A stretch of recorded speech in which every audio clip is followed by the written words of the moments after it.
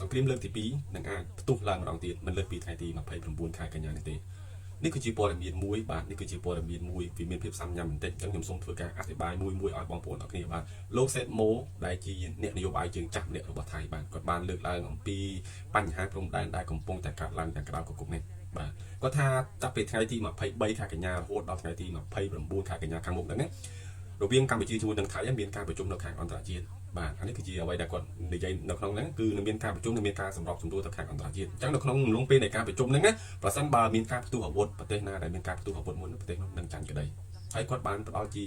យុទ្ធសាស្ត្រឲ្យខាងធានរបស់ថៃថាថៃដាច់ខាតត្រូវតែទប់លំនឹងឲ្យបានកុំមានការផ្ទុះអាវុធទេសោះបើសិនថាថៃមានការផ្ទុះអាវុធមុននោះថៃពិតជាចាញ់ក្តីថៃនឹងលក់មុខប្រទេសថៃហ្នឹងគឺនៅលើឆាកអន្តរជាតិហ្មងថៃនឹងចូលទៅក្នុងអន្តររបស់កម្ពុជាដូច្នេះហើយថៃត្រូវតែទប់លំនឹងរក្សាលំនឹងឲ្យបានកុំឲ្យមានការផ្ទុះអាវុធមុនទេសោះបើសិនតែមានការផ្ទុះអាវុធគឺរងចាំខាងកម្ពុជាសិនហើយមួយសារនេះគឺគេបានត្រៀមឯកសារគេបានត្រៀមអ្វីៗទាំងអស់ដើម្បីចាប់ជាផុសតាំង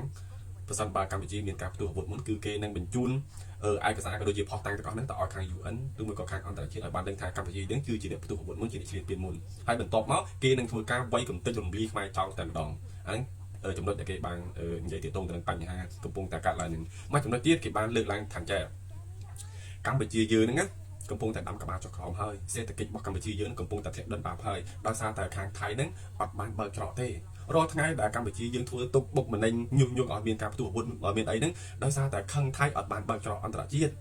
គេថាយើងហ្នឹងខឹងគេថាយើងហ្នឹងចិត្តងាប់ហើយដោយសារតែខាងគេហ្នឹងបិទច្រកយើងអត់មានអីធ្វើអត់មានអីស៊ីទេបាទដូច្នេះហើយកម្ពុជានឹងបានទៅពឹងប្រទេសទី3ទៅពឹងអន្តរជាតិទៅពឹង UN នឹងឲ្យមកអន្តរាគមន៍ប៉ុន្តែដោយសារតែថៃគេរក្សានៅគោលជំហរអត់បានបើកច្រកអន្តរជាតិជូនកម្ពុជាបែរជាទៅបង្កភាពញុះញង់ឲ្យខាងថៃនឹង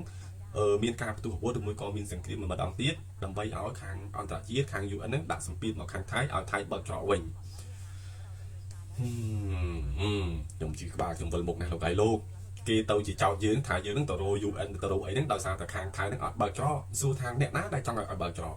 កម្ពុជាយើងអត់បានស្នើសុំឲ្យបើកច្រកទេបាទកម្ពុជាយើងអត់បានស្នើសុំឲ្យបើកច្រកឲ្យបានអីទាំងអស់ហើយប្រជាជនកម្ពុជាក៏អត់បានពេញចិត្តក្នុងការបើកច្រកដែរបាទ